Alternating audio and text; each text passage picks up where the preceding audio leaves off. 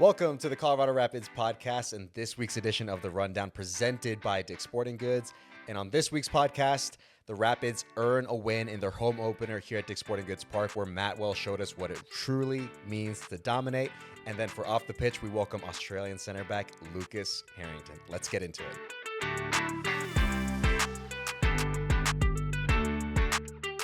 Welcome, everybody, to the Colorado Rapids podcast in this week's edition of The Rundown presented by Dick's Sporting Goods. I'm your host, Mike Ravolo, alongside my good friend and resident Rapids legend, Drew Moore. Drewby, how we doing, brother? Good to see you, as always, on a fine Tuesday morning. A little chillier than usual, but granted, it is winter, and it has been an unseasonably warm winter. But nonetheless, how are you doing, Drewby? I'm doing extremely well. Oh, love to hear that. Our pockets are a little heavier from the weekend. Oh, yeah. Got 3 points in them. Oh, yeah, that's right. There you go. It was a fantastic performance, obviously, Yes. which I know we're going to get into it. But this is also this is the time of year that, training sessions are a little bit later in the morning to wait for warmer weather, even though it's been warm for months now. We haven't had a winter, I feel like. Really? So Yeah. I came sprinting in from R2 training session. So my wonderful hermano has already told me that I don't smell very good. So No, we separated the couches a little bit further. So don't adjust your screen. We're here. I'm being a ready to trooper and go. not wearing a nose plug, just to not offend Drew here. No.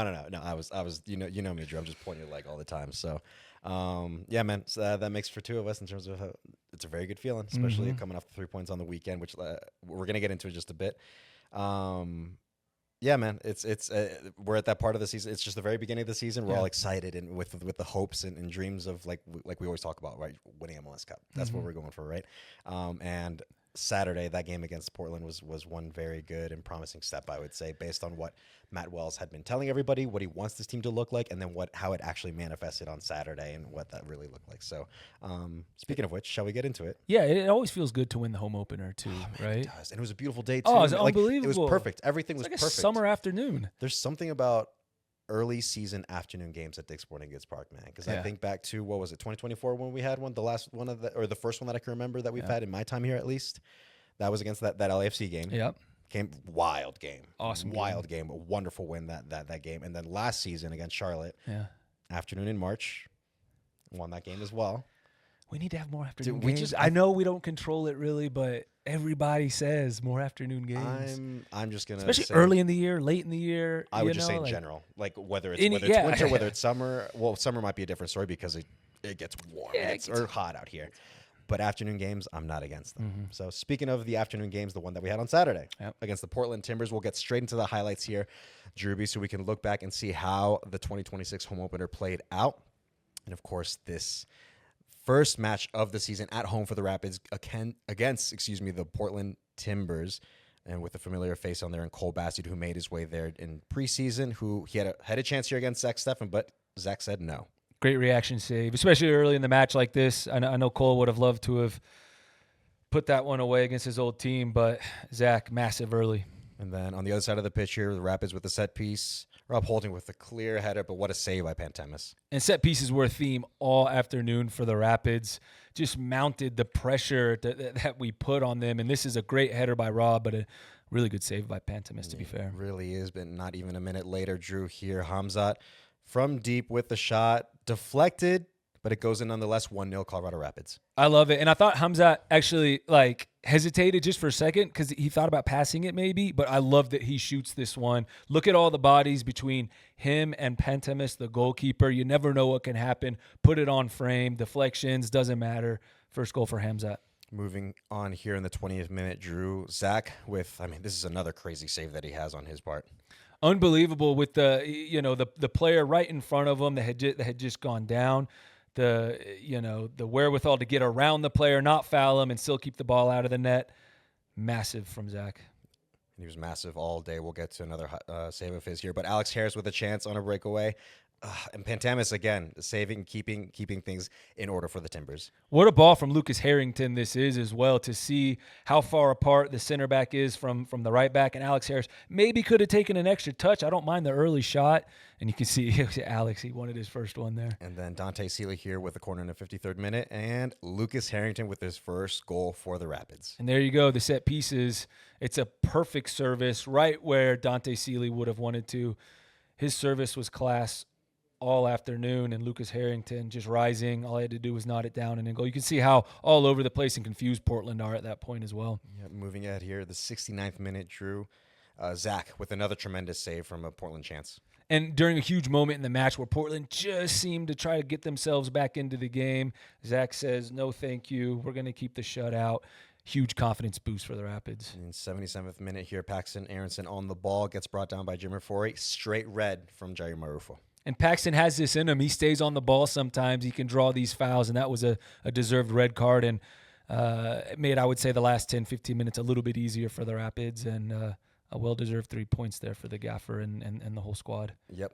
Matt Wells, with his first game with the Rapids here at home at Dick's Sporting Goods Park, gets the win against the Portland Timbers with a 2-0 result. And then, Drew, we're going to look here at the match stats in this match between the Rapids and the Portland Timbers. So in terms of possession, the Rapids at 54% versus the Timbers 46%. 24 shots from the Rapids versus the 12 from the Timbers.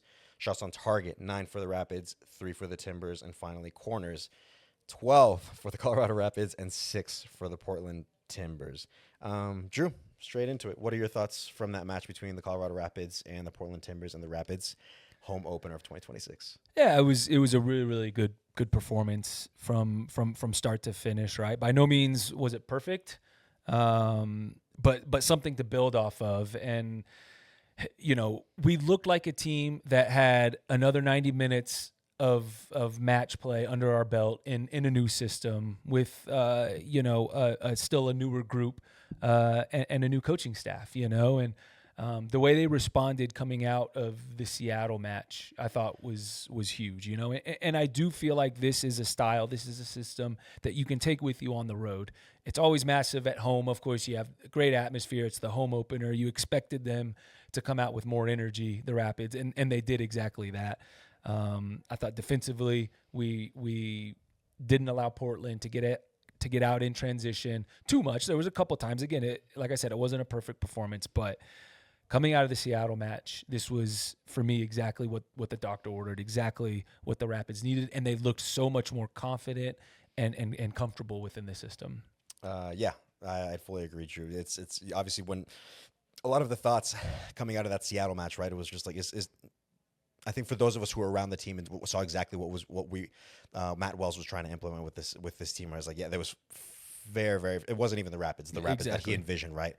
But now, especially here at home, like for fans to be able to come to the stadium and witness for themselves, or if not, at least watching on Apple TV, watching this match, they got to see this. This is just a bit. This is just, if anything, this is just a taste of what the Rapids are going to be like under Matt Wells. Matt Wells had talked about in the preseason, we're talking to media saying we're going to dominate, whether it's on the ball, off the ball, whether we're here at Dick's Sporting Goods Park, whether we're elsewhere when we're playing matches on the road.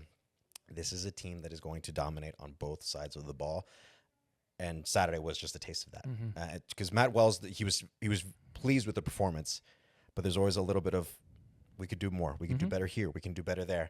And after watching the match back myself, Drew, yeah, it was. You could see the first half was very clear in terms of how dominant the Rapids were and how almost irrelevant. There was a couple chances here and there, half chances Portland had, but man, the Rapids were absolutely on in the first half. Took their foot off the pedal a little bit in the second half, where I know Matt Wells wasn't entirely pleased with that bit, but that's where he said this is that match, that performance, and that result is just the basis to work off of to go moving forward in this season as the Rapids start to look more into the team that he wants to see in 2026. Yeah, and I think they started the match just with so much more energy. And we talked about last week, the Rapids are going to have to find that balance between understanding the system and not overthinking things, just going out and playing as freely within the structure as possible, but still bringing that hard mentality, that energy, that I'm going to outwork you, I'm going to out-physical you, I'm going to out-hustle you.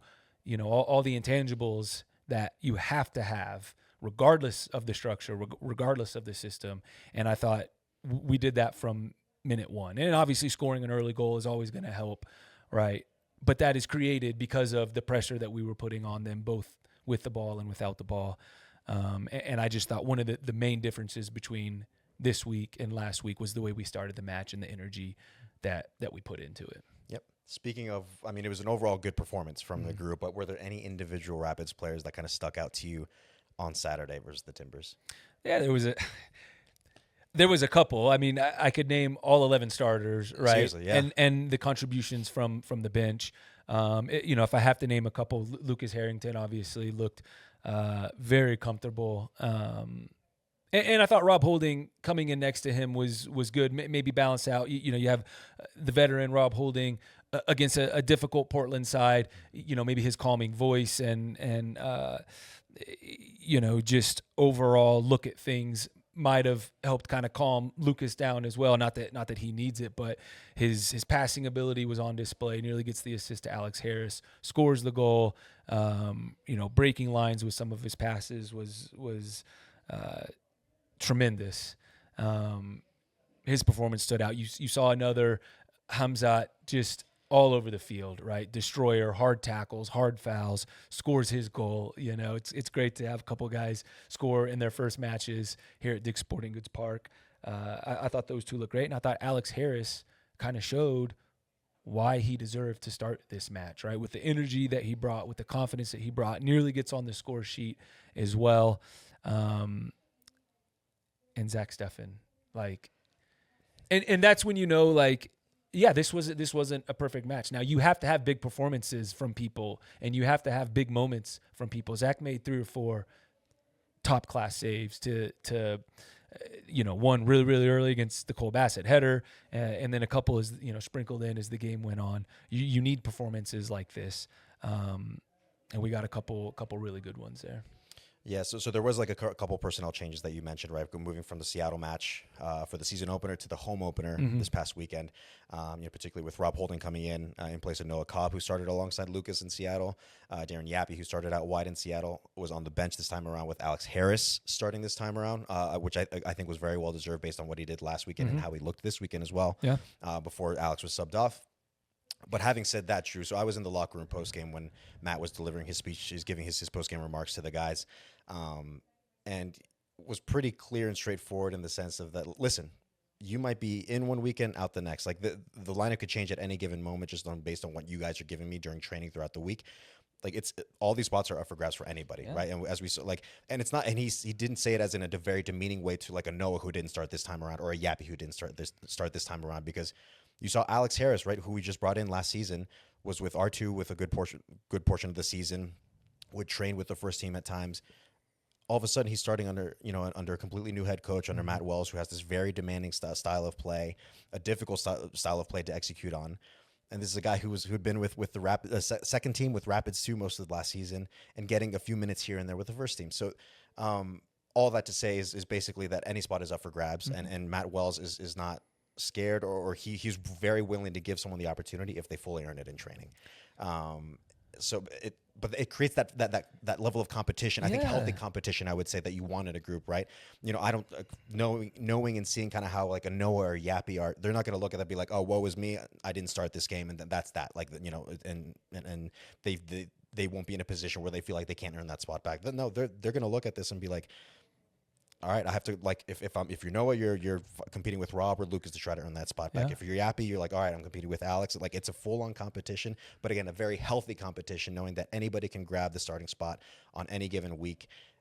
And I think that's a very good culture and sort of dynamic to foster. You coming from championship, a championship team like Toronto when you were playing, right? I'd imagine that's that's probably what it was like when you were in a team like that went on to win and be a part of very important matches, important moments in the club's history now. Exactly. It creates just the daily competition that you need day in and day out. You can't take a day off, right? And Noah and Yappy, in fact, Matt did single those two out after the match and said, you didn't lose your spot because of the way you played. Rob Holding won a spot in training during the week. Alex Harris won his spot when he came on in Seattle and then continued to train during the week in training. That's exactly what you want as a player. That's exactly what you want for competition. That's exactly what you want as a coach is, I need to come in ready to compete, ready to battle every single day. Because if I take a day off, then that guy might take my starting spot from me. And that builds as the season goes on. And it just, that's not in every team. Trust me, that not every team has that. There are guys that know I'm starting no matter what, right? And when you can have this competition every single day, then you see the difference between the Seattle match and the Portland match. You see the response from some of these players. You see the accountability that has to be held from yourself and from your teammates and from your head coach, who said he's going to hold himself accountable first and foremost. And so that kind of competition you have to have, and that's only going to help this team moving forward. I'm going to, just to kind of maybe close out, unless you had any further remarks on the match, Drew, against Portland, but it was funny because, like, with hearing all this about in terms of the sort of culture and sort of environment you want to foster, this healthy competition amongst the players, right? So I was just kind of scrolling through social media and happened to stumble on this one clip. I'm going to draw a little bit of a Tottenham/US men's national team thread here, so bear with me. So it was Eric Dyer, former Tottenham midfielder. Obviously, Matt Wells comes from Tottenham, having been there.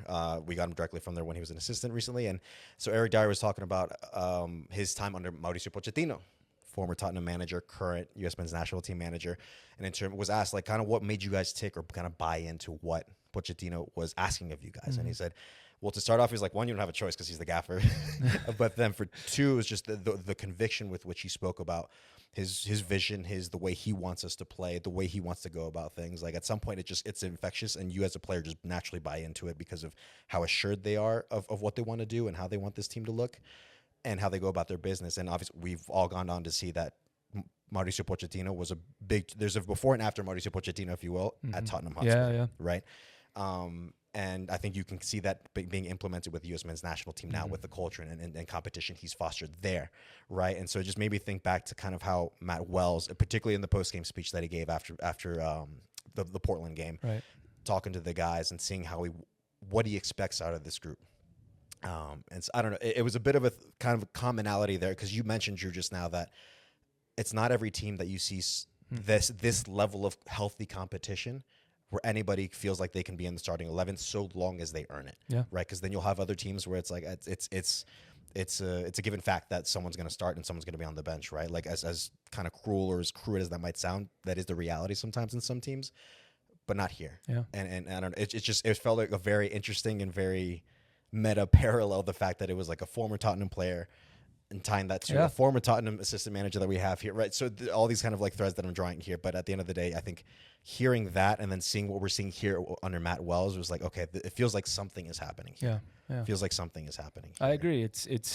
And he said we're only 5 weeks in. You know, our ceiling is so much higher than what we've seen so far. And I love watching him on the sideline during a match.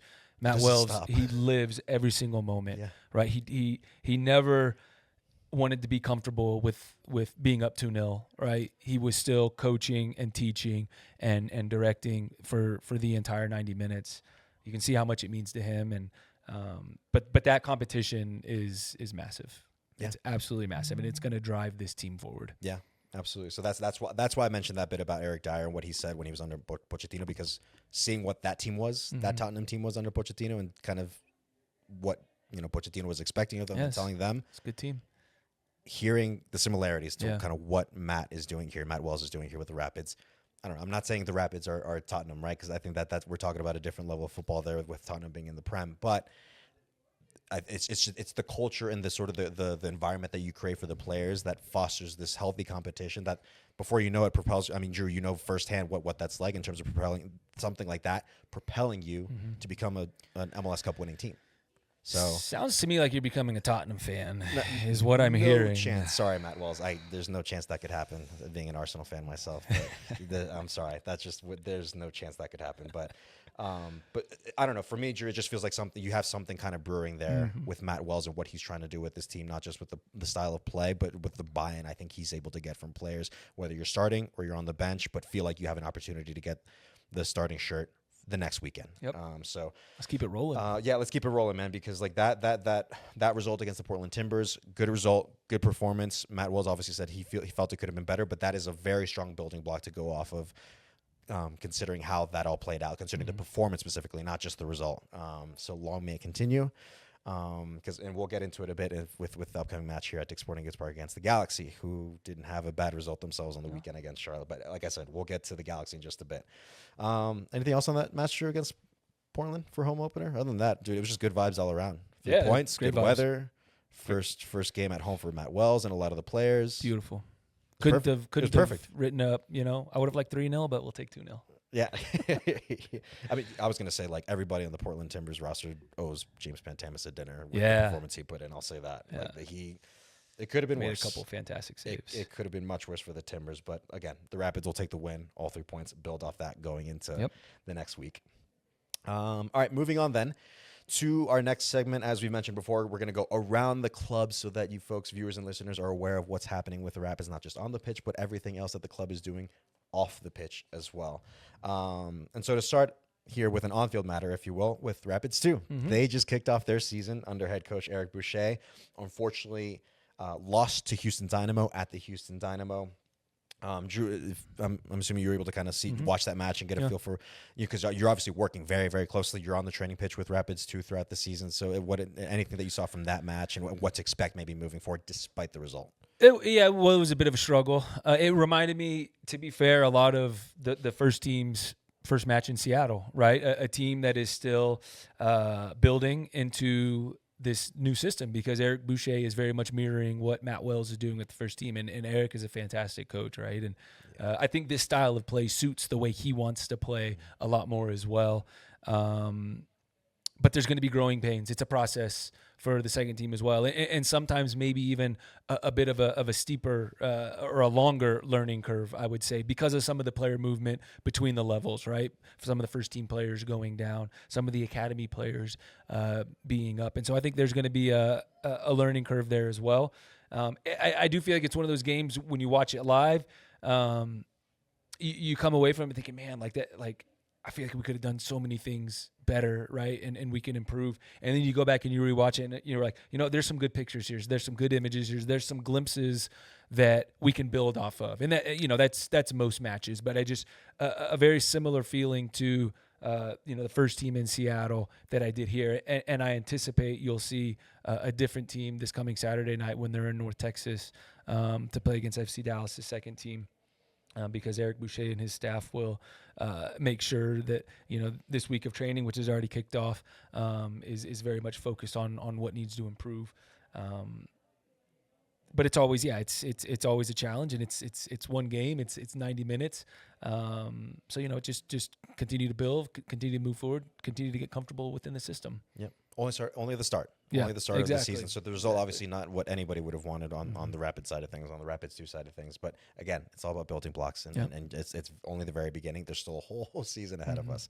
And just as a reminder that Rapids 2, they made MLS Next Pro Cup last season, right? And that is a testament to not just the players but the staff. Everybody that is involved in Rapids 2 that's a testament to everyone involved in that process, not just the players on the field.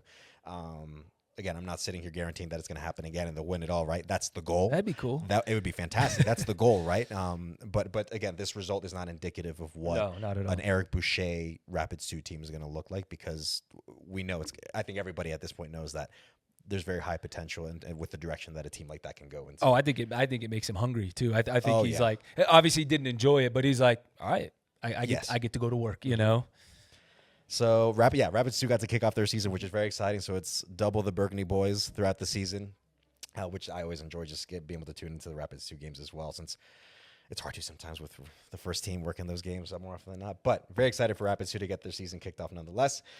Second item here of the three that I have. So, in terms of being involved in the community, being out there. So, our good friend, midfielder Josh Atencia, will be at Bell Creek Charter in Henderson for a reading day on Friday. Nice. Yes, it's kind of like a small little thing that the Rapids are able to do just to be present in the community, right? But I think it's important for the Rapids to be good neighbors, because at the end of the day, we are here blended in with other neighborhoods and folks here who are looking forward to matches, but also want to see that presence from their hometown club, from their club that they support here and is very near and dear to their hearts. See them present out in the community as well through our coaching staff and our players and the other staff that we have involved here at the club. I'll tell you what, like as a kid, if I'm a kid and learning that Josh Atencia is showing up to my school, even for a reading day or for anything, or any players showing up, I'd be like, excuse me? Yeah, for sure. Like, if like let's 10-year-old Mike, if he's like at school and he says, "Oh yeah, Jaime Moreno's showing up to your school as drawing the DC United third," there, I'm like, what? But I think that the point being, at the end of the day, is the Rapids being present in the community in any way, shape, or form they can be. Just to know that we are a part of this community and earning our spot as to be a part of this community as well, right? It's not just a matter of showing up and just being present, but make it a meaningful, creating these meaningful connections with our community, with our fans, with not just here in Commerce City or in Denver, but throughout Colorado and outside of that as well, right? So it might seem like a small little item, but I think it's something that goes a long way in terms of the Rapids' presence in the Colorado community. It does. The Rapids do a great job with that, and one of the things that I love most is when I'll see somebody come up to me if I'm out and about, or even here at the stadium, and it's like an older kid or something, or like, hey, you were at my school 11 years ago, and like it meant a lot, and like I'm like, if that meant a lot to you, what you just said to me means the world to me, and so it's really cool how tight knit the soccer community can be, even in a big big city like Denver. It means a lot, and the Rapids do a great job with it. Yep. And the players, give them props for going out and doing it. No, absolutely. Yeah. Important, just an important relationship for this club to be able to foster and maintain with the community that in which it dwells in. Yep. So the next item that I have here, and the last one for around the club, is regarding, Drew, this is probably my favorite thing, man. It's Rapids Unified, man. Like, I will sing it from the Rocky Mountain tops every second of every day to say that this is the best thing that we do at the club, period, I would say. To be able to provide this sort of platform and opportunity for kids to be a part of this Rapids Unified squad. Man, I just think about some of the memories. They're just rattling in my head right now. Some of the wonderful memories and wonderful things I've been able to see with these kids. Get to experience that no one else really gets to experience. It is an incredibly unique experience. It's just fun to be along for the ride and just pay witness to, and even being a part of it in some, even if it's like in the smallest way, but for these kids to be able to have that unique experience that they're going to take with them literally for the rest of their lives, it's awesome, man. Like it gives me one of the best feelings ever, and it's something I always. This is my 6th season now with the club. I've already been looking forward to hitting up Molly Underly, the Rapids Unified coach. Tell her, hey, like I'm always looking forward to Rapids Unified, and I can't wait until we get started again and we get going again with the games and the travel and like everything, anything to do with Rapids Unified. I am all for it and always want to be a part of, man. Agreed. And they always are there like at the right times, because there is no like bad time for them to show up with the smiles on their faces, whether you're in a good run of form with the first team and second team, or a poor run of form with the first team and second team. When they show up, when they're around, everybody's vibes just go up 100%, and the smiles that they bring and the energy that they bring and the positivity that they bring. Much like you, I want to be involved as much as possible, even if it's just a tiny amount. Like, I'll take it, whatever it is. It's the best thing we do at this club. 100%. It's the very 100%. Best thing, and it gives me a lot of joy that we can just play a little part in some of these kids' lives and provide them these unique and wonderful experiences. Like I said, with some memories. What was it? Was it last season that C38 made individual oars for the kids? That's to give them something tangible to be able to remember for literally for the rest of their lives, and something so wonderful and unique is that's cool, man. Like, again, props to C38 for doing that, because I thought that was absolutely wonderful. Like, that was so cool to see of them to do for the Rapids Unified team. So with Rapids Unified, yes, their season will kick off again soon. In terms of tryouts, that's going to be happening on March 15th. We don't have confirmed dates yet in terms of the matches, but we do know the opponents. 2 of them with 3 matches will be at RSL, Real Salt Lake, looking for the, I know, I almost made the same face, for Rocky Mountain Cup, which Rapids Unified is looking to retain. They're going to look to retain that. It's going to be an early kickoff again. No confirmed dates or times on these yet, but an early kickoff against Austin FC with their unified team, and then they'll be playing Real Salt Lake again here at Dick's Sporting Goods Park with the idea to retain Rocky Mountain Cup. So I think they will. I think they will, man. But nonetheless, I'm just I want to be a part of Rapids Unified, man. Like, it's, again, we can wax poetic about it over and over again because of just how wonderful it is to be a part of it. Exactly. So very much looking forward to Rapids Unified when they get their season kicked off later this 2026 season. So that'll do it for our Around the Club. little news bites there, so that y'all are aware of everything we got going on with the Rapids outside of really on the pitch matters, if you will. All right, Drew, shall we, I think, go into off the pitch? So let's go off the pitch with Lucas Harrington. All right, and we're going off the pitch with the Australian center back, Lucas Harrington. Lucas, how we doing, man? Good to have you on the podcast with us, man. Yeah, I'm doing awesome. Still on the high from the weekend. Good training today. Yeah, it's good to be here. I'd imagine you still are, because scoring a goal, I can only imagine what that feeling is like. We'll get to it in just a sec. But just in general, in terms of you settling in, man, it's you've kind of hit the ground running ever since you joined the club, because it was straight to preseason, then straight into the season. You've started both games so far, but just in general, before we get to the soccer side of things, how's it been for you to settle into Colorado here in the States? Because I'd imagine it's a little different than the land down under in Australia. Yeah, for sure. No, I'm loving it. The boys have been really good to help me settle in. They've been supportive, just getting me to and from training, to even to the grocery shop. So there's been a lot of help there. So it's been really good. I'm loving it, and yeah, I'm happy to be here. All right, let's talk about the goal now. Yeah, let's get to it, because I know he's itching to talk about it. A home debut goal, your first one for the Rapids, not including preseason, of course. You nearly had an assist to Alex Harris just before that, right? So have a word with him about that. But you get the oar at the end of the match as well. Just how did the debut overall feel, getting the goal, getting recognized by the supporters, getting the oar? It must have been a pretty good afternoon for you. Yeah, no, it was special. I love the game. We played really well. We deserved the 3 points, and I was just happy to contribute. We've been working all week on that deep space with the runs. So when I saw Alex, I knew that was the ball I had to play. And I'm, sort of lucky he missed, because that led to my goal. So can't be too mad at him. But no, it was really nice to receive the all from the fans. It's a great tradition, and I'm glad I could be involved so early in it. Yeah, center back scoring is always just the best. You know a thing or two about that. You should ask him. I mean, I was going to say you should ask him. I think you have no problem scoring. No. This is about Lucas Harrington today, okay? we're keeping the focus on Lucas. But you knew how to score goals. But yeah, I used to score a lot of goals. I want to ask you, Lucas, you've only been here for a month and a half or so, and only a couple regular season matches under your belt. But what are some of the differences you've noticed between Major League Soccer and the A-League down in Australia, where you were before? Look, I think the A-League's like a competition for like a lot of young players. Like there's a lot of young teams, young players making their debuts and coming through. I can see like similarities in MLS to that, to be fair, but there's a lot more experience and high caliber players here. I've noticed the intensity of the games really are quicker than the A-League, so I've enjoyed that. And yeah, just overall, like the league's top. It's grown a lot in the last few years, and I'm, glad I'm playing here, and I've really enjoyed it so far. So I'm just looking forward to more of the season to come, and yeah, hopefully I keep playing. We're glad you're here too, man. It's been just to see you grow. Obviously we met last summer, just very briefly, but to see you grow into the player that you currently are, and obviously still a long ways to go. I think a really, really high ceiling. What about in terms of culture? Now that have you ever lived outside of Australia, and are there any like culture differences you're noticing here in the U.S. versus back home? No, I've been in Australia my whole life, so it was definitely a shock to come here. I think one thing I noticed was like there's this fruit called rockmelon in Australia, and I was in preseason, and like there was rockmelon on the table. So I said, "What?" I said to a couple of the boys like, "Oh, like this is like I'm gonna have some rockmelon," and they're like, "What's rockmelon?"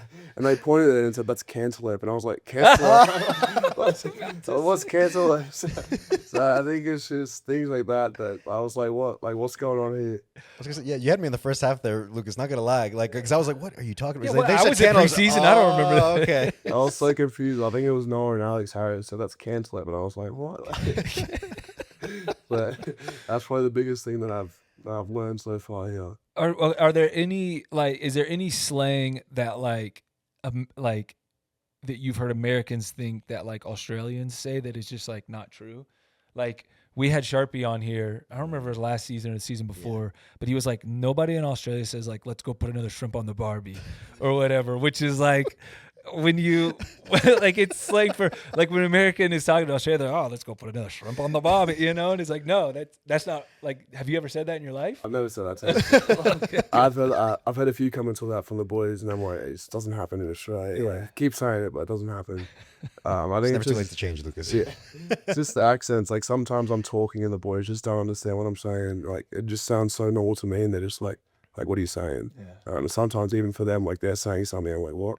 Right.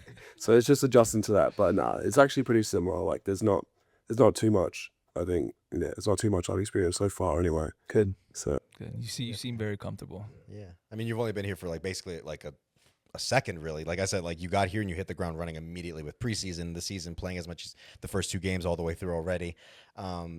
So I'd imagine it's difficult to come by some spare time, some downtime for yourself. But have you gotten the opportunity to go out on a hike, check out a game, like anything in Colorado to just say, okay, I'm slowly cementing myself into Colorado? yeah, I was able to catch a Nuggets game actually. Okay. Like a month ago. That was awesome. Yeah, I love that. That was a great experience. And coming from Australia, obviously I never watched an NBA game live, so it was just great to be there. Awesome atmosphere, and obviously they got the win, which was good to see as well. So yeah, I really enjoyed that. Okay, that's one thing off the bucket list for Colorado. How many other things do we have on that bucket list since you're in a great place like Colorado? I've heard a lot about the mountains and the hikes. So for sure, definitely. I don't know what animals are out there, so I'll have to do some research before I go out there. But I've heard the Avalanche are doing really well as well in hockey, so I'm keen to get to one of those games. And obviously the NFL is massive here, so when that season starts up again, I'd love to get out there and go watch that as well. So I may be a little biased here, but Denver's a very good place to live. Whether it's the sports scene or just in general, like you mentioned, there's just so much to do in Denver. It's a wonderful place to live. But again, I might be a little biased in saying that. It is. Yeah, get up in the mountains if you can. Yeah. There are some animals up there, but you stay where there's people, I think you'll be all right. Yeah. I've heard. Yeah, I was going to say, don't y'all have like the deadliest spiders and snakes and other creatures? I've never been to Australia. I want to go really bad, but I do hear that those mountains might not necessarily compare to. That's good to hear, but Australia's not as bad as you think. Like, come give it a visit. I can show you around. So. All right, there we go. We got it on tape, right? Confirmed that Australia, or rather, Lucas is going to take us to Australia. He's going to be our personal tour guide. We got it on tape. Mike, Miles, we're gone. So if we're gone in 6 months and there's no podcast, you'll know exactly why. Lucas, man, it's been a joy to have you here on the podcast with us, and just a joy in general to have you here at the Colorado Rapids with us, man. 2 games, 2 starts, a goal somewhere in there, maybe more to come, and long may it continue with that play and those goals. Again, you're standing next to center back who knows a thing or two about scoring on set pieces, but I think you'll do all right, man. I think you'll do all right. So we're just super happy to have you here at Colorado, at the club with the Rapids, Lucas, and just wishing you all the best as we move forward with the season and thereafter, man. So thank you for joining us here on the podcast. Of course. Thanks, heaps. But now we move ahead to a preview of the upcoming match for the Colorado Rapids against the LA Galaxy, 6-time MLS Cup champion LA Galaxy. That match is happening on Saturday, March 7th, here at Dick's Sporting Goods Park. It is a 7:30 p.m. Mountain Time kickoff, so we're back to our normal schedule with having an evening kick. As much as I enjoy the afternoon kickoff against Portland, you can also catch that match on Apple TV. And again, there's no season pass, so if you have Apple TV, you got access to this match and all MLS matches throughout 2026. So no excuse to be missing MLS and any MLS matches at this point. Compare the teams here a little bit, Drew, that not much to go off of. Again, it's still early in the season, right? So the Rapids with the 1 win against the Portland Timbers, that loss against Seattle in the season opener. Galaxy, they drew their first game of the season, but this weekend earned a pretty convincing 3-0 win, I would say, against Charlotte FC. Quite the trek for Charlotte to go all the way to LA. That's quite the trek for them. In terms of goals for the Galaxy on the night, it was 1 from Lucas Herrington and then 2 from Joao Klaus, the former St. Louis City forward. And Drew, LA Galaxy, man, like you say the name, and this is a club of high reputation, right? It's a big name, but also with some big players, important players. Just a couple of them that we named there with Lucas Herrington in midfield, Joao Klaus, their new DP9. That's just a couple of them, right? When you look at Jakob Glesnes, who they picked him for Philly, which I think was a low-key, very, very good pickup for them. Gabriel Peck, who's been there and dangerous, has won MLS Cup with them. Joseph Paintsel, the same thing. Marco Royce, his name speaks for itself, right? There's quality on this side. Even with a Ricky Puig, who unfortunately tore his ACL, which, listen, man, even though he's on the Galaxy, he's not a Rapid or whatever, like, you can't sit there and be like, you can't feel for him, man. Like, that is, I can't imagine what he's kind of experiencing and going through. So we would wish him all the very best as he recovers from yet another ACL injury.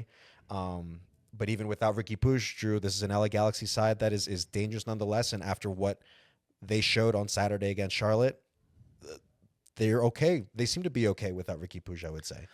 Yeah, they've made some, as you just went through, some really smart, savvy signings, right? Joao Klaus, Hack, is it Justin Hack from New York City? Glesnes from Philadelphia Union, a former defender of the year, right? So I do think they will be much improved on what we saw last season. And I think a lot of that has to do with bringing a guy like Klaus in, right? By no means is he a replacement or whatever for Ricky Puig, like positionally and what they each bring. But Klaus will bring a lot of attention on himself and a great work rate and occupies the center backs. And I think that will free up Peck and Painsell, who it was kind of like last season. You just kind of took them out of the game and you had a really good chance against them, but then you bring in Hack and Glesnes as well. And, you shore up kind of the defensive side of things, and they've looked really, really good in their first couple matches here. Yeah, they did. I was watching that match, actually, the Galaxy and Charlotte. Listen, Charlotte didn't exactly do themselves favors. No, Galaxy got after them early. Yeah, but that's credit to Galaxy for taking advantage of those opportunities, right? Because we could be sitting here on the other side of that argument of like, oh, well, Galaxy had these chances, didn't take advantage of them, and who knows how that result pans out, right? But I'm with you, Drew, in terms of despite not having Ricky Puig, that this is still a pretty good team. I think the jury's still out in terms of like where this Galaxy team could finish like in the West and how they'll compete with the rest of the conference. But they've looked pretty good so far. Yeah, man. And with some of these pieces that they've added, some of the ones they still have, for me, they're still a good team. I'm not going to sit here and be like, if you're a Galaxy fan, that you wouldn't want Ricky Puig, right? That's the guy, one of the best players in the league by long and far. But they still have a good setup here, the LA Galaxy, which is going to make this match very difficult, despite being here at Dick's Sporting Goods Park, a difficult match for the Rapids. I think I have an idea for you're going to mention here, Drew, but let's get into your opponent player to watch. Who on the LA Galaxy are you going to be keeping tabs on, Drew? Yeah, it's going to be Joao Klaus. Again, for some of the reasons that I just said, his work rate is incredible. It reminds me a little bit of a number 9 that we have in Rafa Navajo, although I still think Rafa is an even harder worker. But he buzzes around. He occupies the center back. He's big. He's strong. He can be a target, but he can also drift a bit, right? He can go into those kind of half spaces that are difficult to keep up with, and he comes alive when the ball is in and around the penalty area, right? And so I think he's going to create some opportunities for Painsell on the left and Peck on the right to do what they do, be direct, combine with him a bit, but get balls into the penalty area and into good scoring positions. And Klaus, we know he can score goals, right? And so it'll take a lot of pressure off of, the rest of the team. I do think, if you're able to be hard on him, to take care of him, not allow him a whole lot of freedom, have somebody on him at all times when he's in the penalty area, then you give yourself a good opportunity. But he's going to pester you on defense as well, right? He's not going to make it easy for us to build out. He's all around a good player, and I think he's found a nice home here with the Galaxy. At least, I know it's only been 2 games, but it looks like it so far. For me, he's the player that you have to keep an eye on for Galaxy right now. Again, if you take him out, I think you take a lot of what the Galaxy want away from them. Yeah, for sure. I agree, Drew. He's more mobile than I thought because he's with the big profile that he has, right? You'd imagine he's more of like a target 9 who can maybe move a little bit. No, man, just like you said, with almost a little bit like our own number 9 with Rafa, who I would say is more mobile, right? But nonetheless, a big body like that, if you're a center back and you see a guy like that charging at you who's setting the tone for the rest of the team to implement a high press and try to win the ball back high up the pitch, for me, I would say Joao Klaus is arguably maybe the most important player that the Galaxy are going to have this season outside of a Ricky Puig. If he were in the squad, he's probably going to, if Joao Klaus is a good game, LA Galaxy are probably going to win. And if he doesn't, LA Galaxy aren't really going to walk out with much, if at all, in terms of points and results on the season. So, yeah, I know I like that picture because I think he's going to be very, very influential for them this year. Yeah. We'll go on the flip side here, Drew, with Rapids player to watch. I got a couple I'm going to cheat like I usually do. And so kind of on the inverse of what you said, Drew, I think I'm going to be keeping tabs on the Rapids center backs. You basically said it, right? It's going to be incumbent on whoever's defending him, the center backs more traditionally, to keep tabs on Joao Klaus at all times, because of not just because of the big body that he's going to be in the box, but of how mobile he is in the half spaces and be able to connect the play, particularly with the Peck or a Paint, so who are going to look to maybe try to find spaces in behind, not just the center backs, but just the back line in general, when they're expecting long balls and like pick up a second ball that Joao Klaus will lay off for them, right? So the center backs are just going to have to be super, super vigilant of Joao Klaus.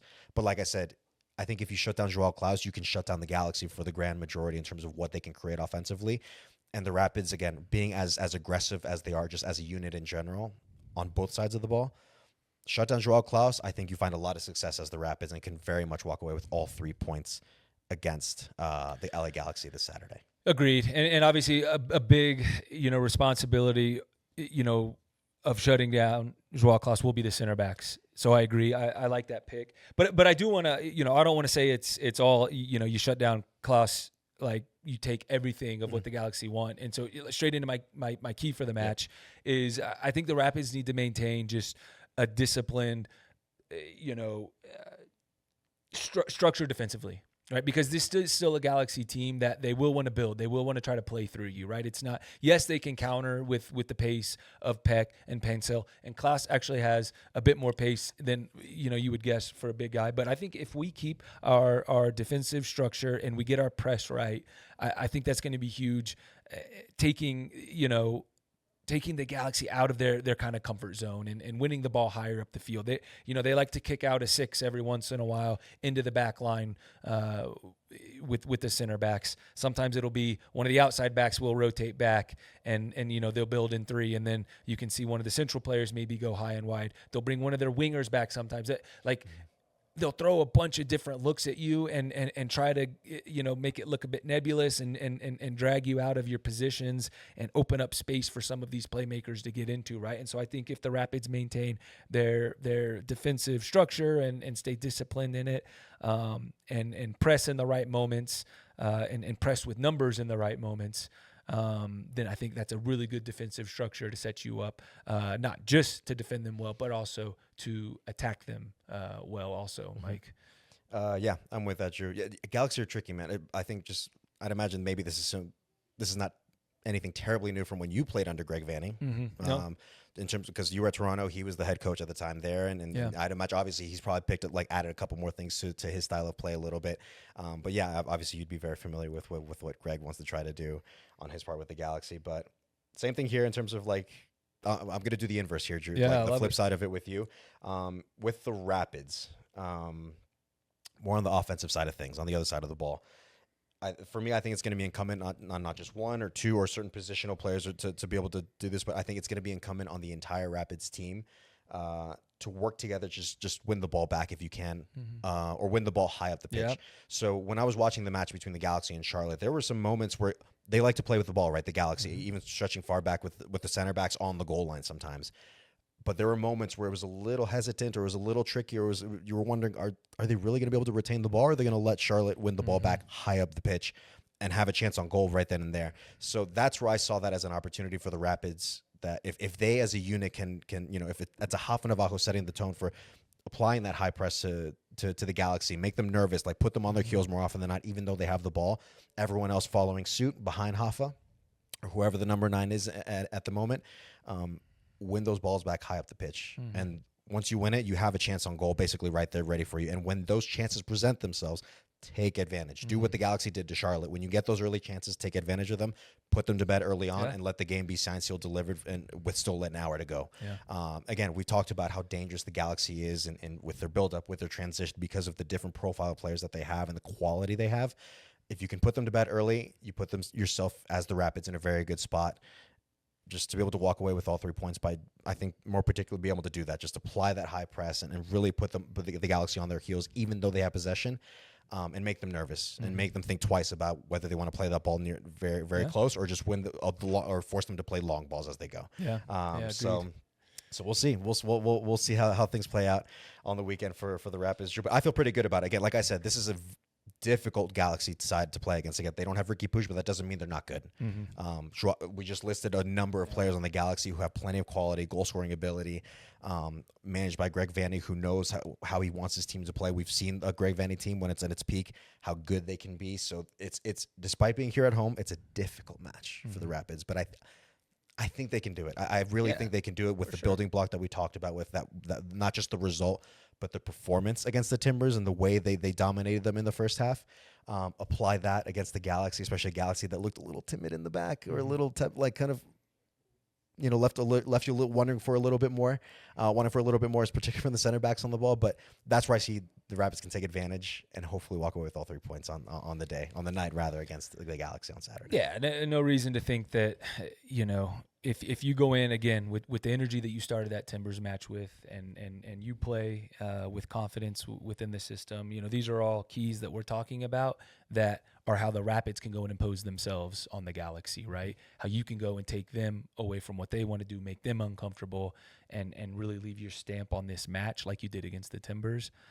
Then there's no reason to think that you can't leave with all 3 points and have another dominant, convincing victory. And I expect that's the mindset that Matt is going to instill within the group. I know that's the mindset that he currently has.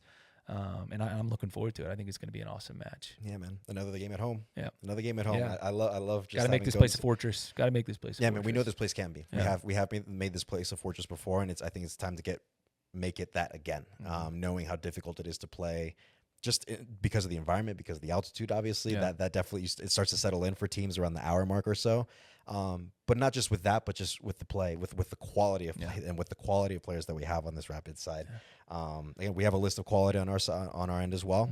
It's going to be very difficult for the Galaxy to get a result, but that's where I have full faith that the Rapids can walk away with all 3 points, as in the ways that we talked about. Let's do it, dude. Let's just do it. I think our guest wants to do it as well. He's here early. So. He's ready to rock. So final thoughts before we close out, Drew? No, I think that's it. Let's get our guy in here. I think so. Yeah. I'd say we'll move on then. So to close out the episode, Drew, because that's all I had on my end, at least on the rundown. So that's all I have on my end as well. Yeah. I'm looking to you here, like I'm just like I need help. No, you don't need help. You got this, man. No. I think we got each other, bro. We all need help. Well, that's gonna do it, Drew, for the second episode of the podcast. I'm losing. I've already lost track of time and anything. Third, because we did one previous. Third episode. Yes. Third episode. Where that's are gonna you do it right for now? a third. What planet are you on? I don't, dude. You could tell me Come it's back. the 8th day of the week, and I'll believe you. So that's gonna do it for this episode of the Colorado Rapids podcast. But again, so that you folks tune into the match, or a reminder in terms of how you can tune into the match this Saturday against the LA Galaxy. Again, that match is happening Saturday, March 7th, 7:30 p.m. Mountain Time kickoff here at Dick's Sporting Goods Park. You can watch on Apple TV, but as I always say, it's always great to watch your Burgundy boys out here at Dick's Sporting Goods Park. It's nothing but good vibes, man. All we need is it was an amazing atmosphere on Saturday as well. Yes, it was so wonderful. Let's repeat that this Saturday night. It was full. It was loud. It was awesome. Yeah, man. So let's do it again. It helps. With an evening kick under the lights this time around. Even though I like an afternoon kick, but you can't get everything that you want in life. So that's going to do it for this episode of the Colorado Rapids podcast. My thanks to producer Miles behind the camera there, coordinating everything for us. And of course, our resident Rapids legend and my good friend, Drew Moore. I've been your host, Michael Roll. That's going to do it for this episode. We'll see you guys on the next one. I stuttered there for a second there. We'll see you guys on the next one, but have a good week, everybody. Have a good week.